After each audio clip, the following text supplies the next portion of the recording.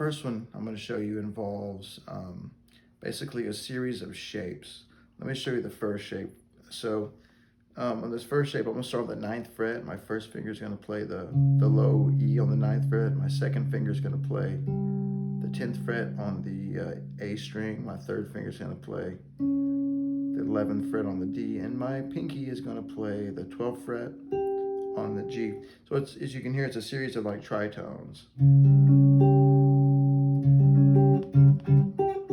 Each one of those intervals is a tritone apart from each other.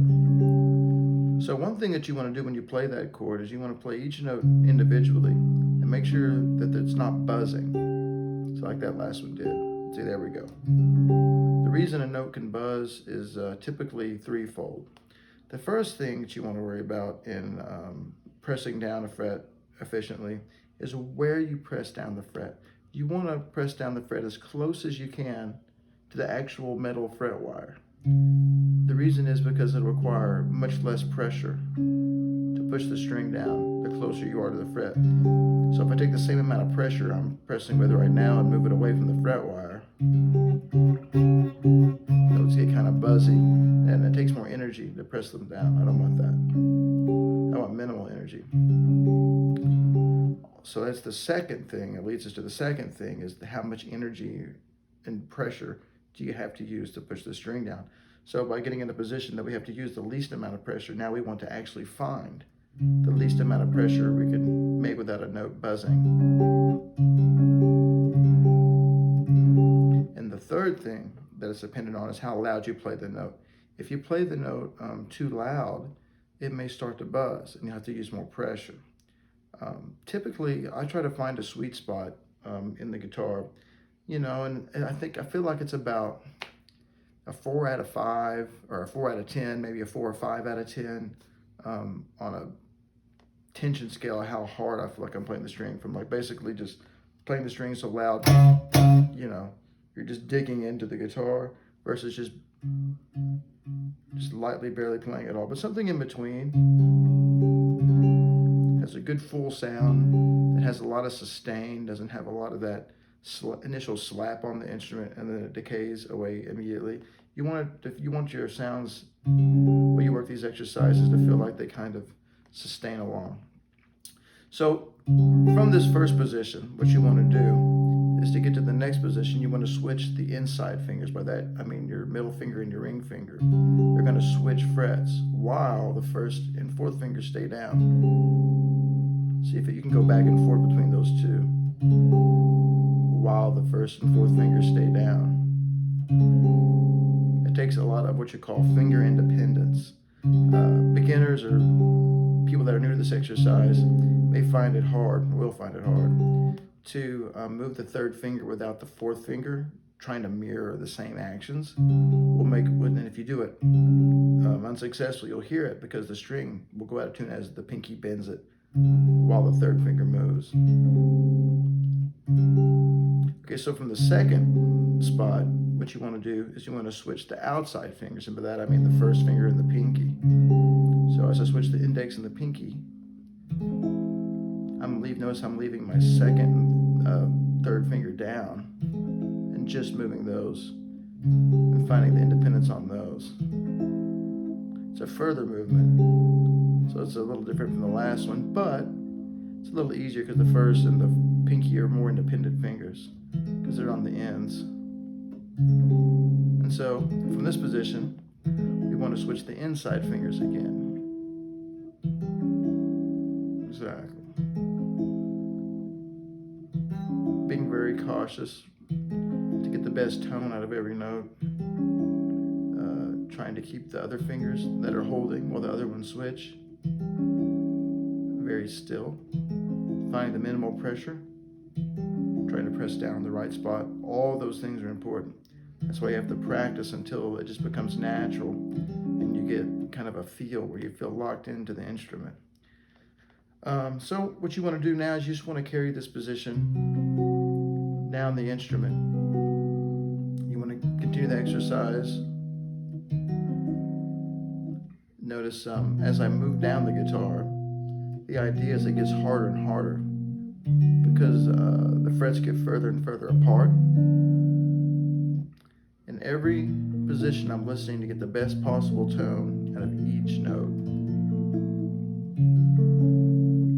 If I feel like a note is going to buzz, I might single that note out and play it by itself.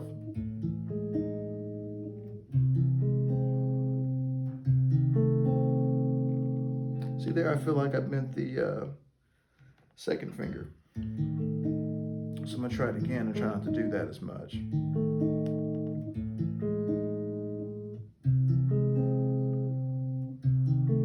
That's a little better. Another good thing to have right now may be like a mirror. Put a mirror on a music stand. It's really easy to see how your fingers are moving on the fretboard, to see if they're pressing straight down on the strings and not bending the strings. Another thing too is as I've moved down here to the lower frets of the guitar, I feel my thumb less and less on the back of the neck. My thumb typically stays behind my second finger or so, in between the second and third finger sometimes. But now I feel less and less pressure with that thumb, because you don't really need it. I'll show you why here in a second. So if you feel a lot of pressure in your wrist or your hand, release the pressure on your thumb. You don't really need it. See, that first note was kind of a buzz. There we go.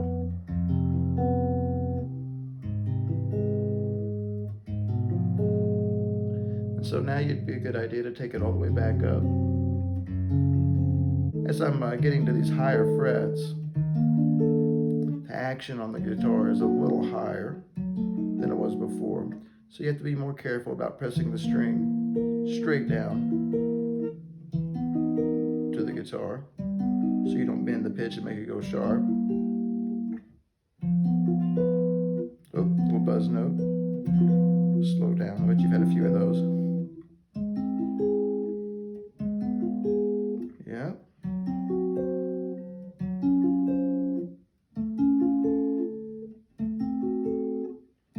That sounded kind of funny. I'm going to do it again. Might just be my tuning. Might be this right here. There we go. See, I play with a very light gauge of strings. So if I mess up at all, I can really hear it.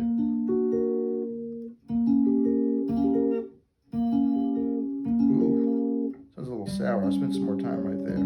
Now, it's not good enough just to practice it on the lowest four strings. What you need to do is move to the next four adjacent strings, the A, D, G, and B string, and do the same thing. It's important to do this because the feel of the strings changes. The tension that you have to press them down is a little lighter. So you want to listen and really try not to use too much pressure. Really observe how correct your technique is. All this stuff pays off. Everything that you do in your practice eventually makes a big difference in your playing. It's one of those things where you won't have to think about it when you get on stage and you play everything else that you play. But working on this position constantly in your own practice, you can build habits that will make you more successful in more stressful situations. Because you're not going to have time to think about, hey, is my hand in the right position? Am I using enough pressure? You're just going to have time to listen and experience the music as it happens most of the time. So it's good to have a really deep connection to the instrument. And if ever you feel you need to rest your hand, it's good to, I feel like the muscles in my forearm sometimes get a little tired, and that's good. What you don't want to feel is all this stuff in your joints and your knuckles. I mean, you're using too much pressure. All the things that, really want to move your fingers with are really deep in your arm. Here's another thing you can do. Is put a little vibrato. Not too much, but maybe just to give the sound a little shimmer. Once you really feel that you've got a good grasp and control of the even weight of the fingers and finger independence it takes to do this exercise, you can add a little vibrato. And the kind of vibrato I'm using is left or right vibrato or classical vibrato. So I'm gently pulling and pushing the string towards the bridge and to the nut. It helps keep the vibrato even by moving the pitch in both directions, sharp and flat. You hear players like Alan Holdsworth, when he makes a lot of his voicings, is really nice vibrato. All right, and then finally, let's do the last 4 strings. So the D, G, B, and E. And notice it's important also to do them on the different sets of strings because they give you different sounds. The intervallic relationship between each string is different for every set of 4 strings. So you're going to end up with different sounding harmonies. And after I finish this one, we'll talk about some of the possible harmonies for these shapes and how they're useful. Talk about what scales they could possibly be from,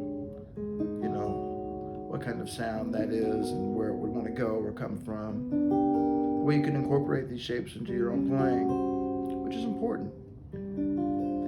Anytime you can use a technical exercise and incorporate it into a piece of music, man, you're really doing something then. And most people would listen to these shapes and be like, oh, there's no way you could use them in any kind of musical way.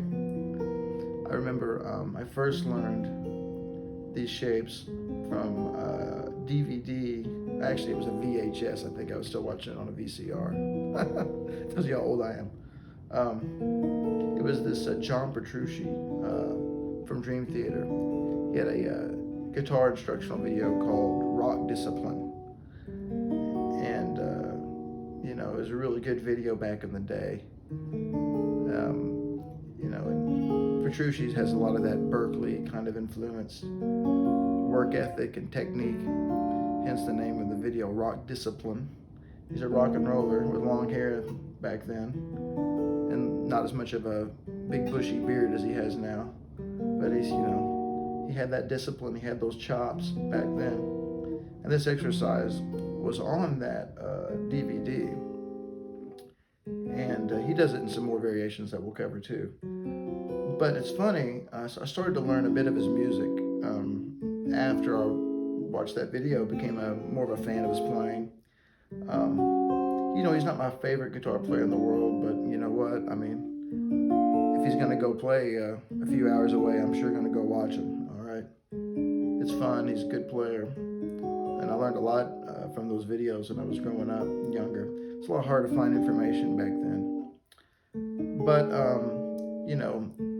on that first Dream Theater album, or even the ones after that, he constantly uses some of these shapes in kind of arbitrary musical gestures that are typically band unisons, which make them sound even more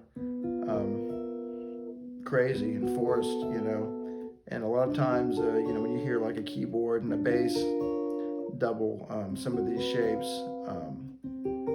you can really get carried away by like, wow, it's just a bunch of random notes. And then you actually learn the part, and you're like, oh wow, it's just that shape, and he's like changing it up every other thing and then moving it up a fret in a sequence or something like that. An example of that on Images and Words album would be the song Metropolis. There's a part near the end of that big instrumental section in the middle. That's a unison with the keyboard and the bass, I believe. And it's these two shapes on the lowest 4 strings.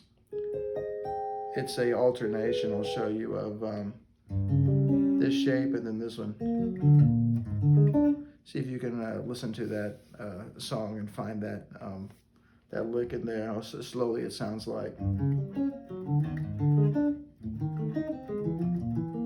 See if you can go and find that.